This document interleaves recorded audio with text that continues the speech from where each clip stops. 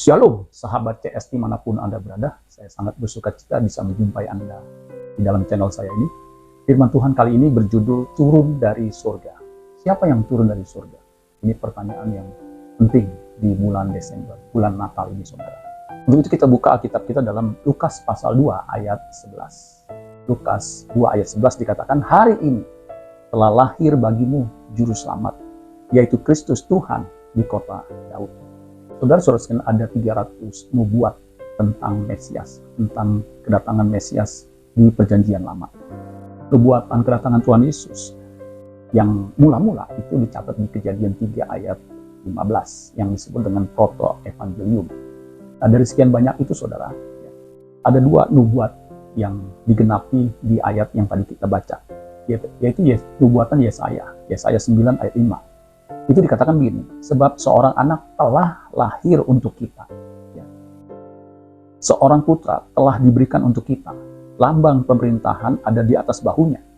Namanya disebutkan orang, penasihat ajaib, Allah yang perkasa, Bapa yang kekal, Raja damai. Tadi kan di ayat 2, di ayat 11, di Lukas 2, itu dikatakan hari ini telah lahir bagimu juru selamat, yaitu Kristus Tuhan di kota Daud.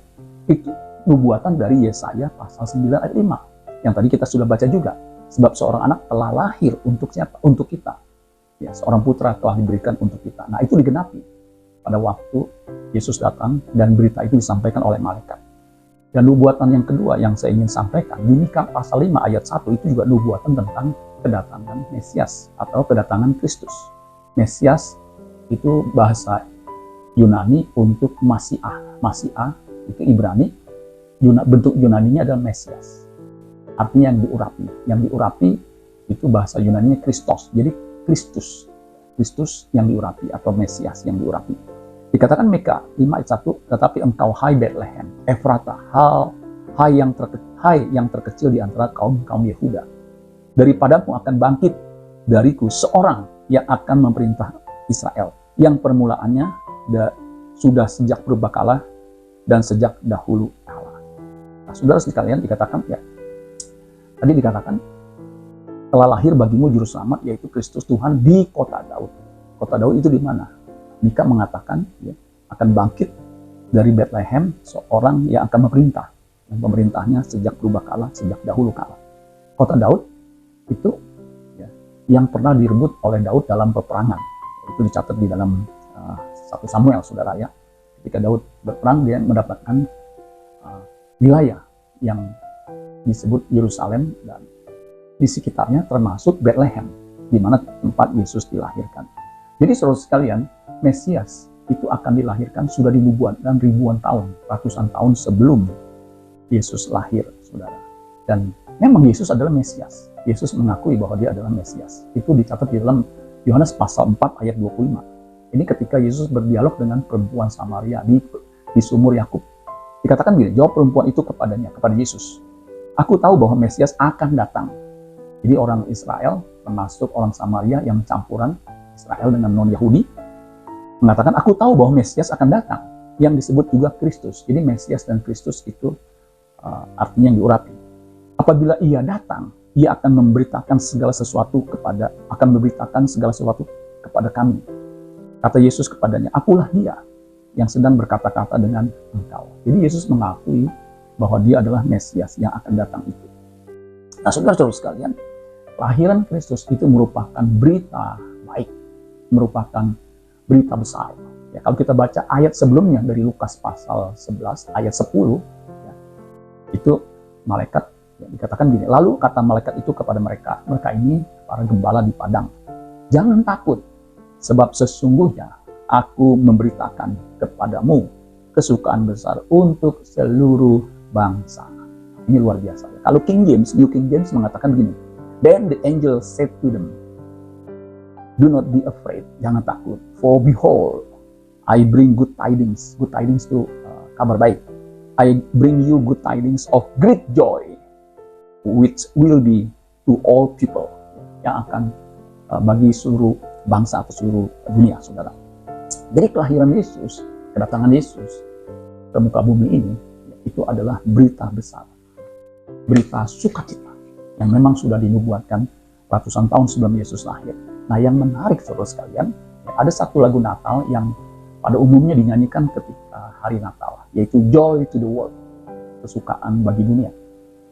Nah, ternyata saudara sekalian, ada hal yang menarik dari kisah pembuatan lagu tersebut. Lagu itu dikarang oleh Isaac Watts ya, tahun 1719.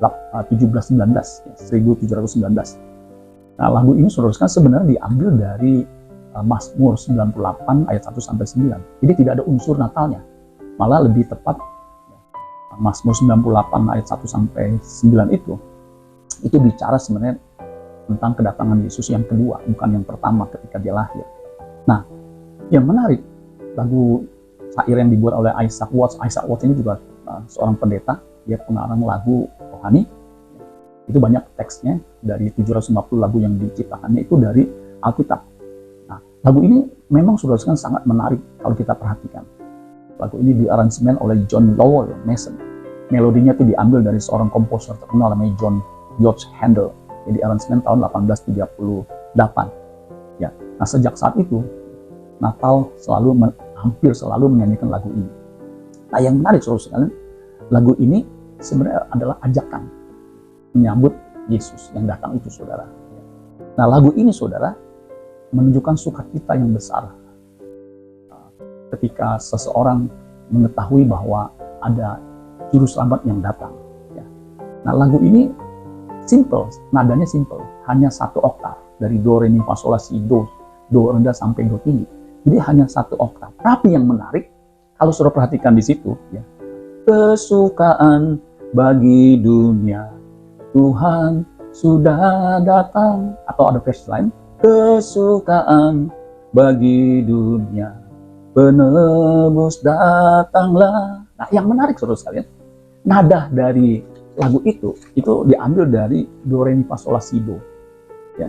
Dimulai dari do tinggi. Do, si, la, sol, fa, mi, re, do, sol, la, si, do. Nah, itu menarik saudara sekalian. Jadi diambil dari nada yang tinggi, do tinggi, ditandai dengan titik di atasnya, ya. Kemudian sampai nada do rendah.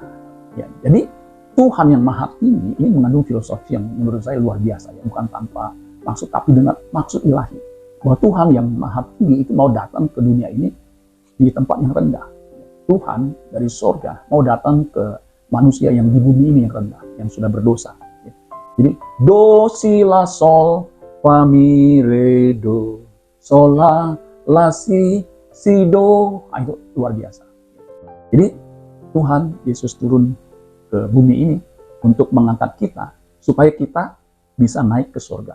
Karena setelah do rendah, do, si, la, sol, fa, mi, re, do, kemudian dilanjutkan ke yang tinggi dimulai dari sol, sol, la, si, do, kita bisa naik ke atas surga.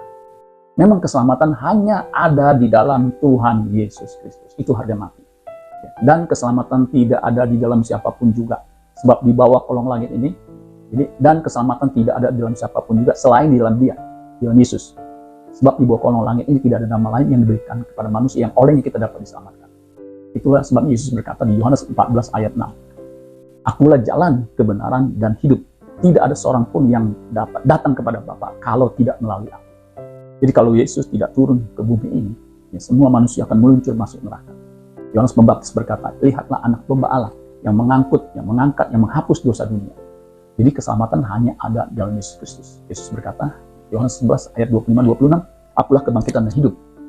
Barang siapa percaya padaku, ia akan hidup walaupun ia sudah mati. Dan setiap orang yang hidup dan percaya kepadaku tidak akan mati selama-lamanya.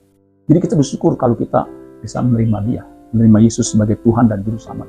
Ya, Firman yang menjadi manusia, yang dalam segala hal disamakan dengan Allah, kesetara dengan Allah, tapi ia mengosongkan diri, mengambil rupa seorang hamba, yang menjadi manusia, bahkan mati di kayu salib. Itu luar biasa, ya. Jadi dia merendahkan diri untuk kita bisa ditinggikan. Untuk itu saudara, mari kita terima Dia sebagai Tuhan dan Juru Selamat, supaya kita diberi hak untuk menjadi anak Allah yang diperkenankan tinggal di kerajaan. Amin buat firman Tuhan. Tuhan Yesus memberkati. Sola Gracia.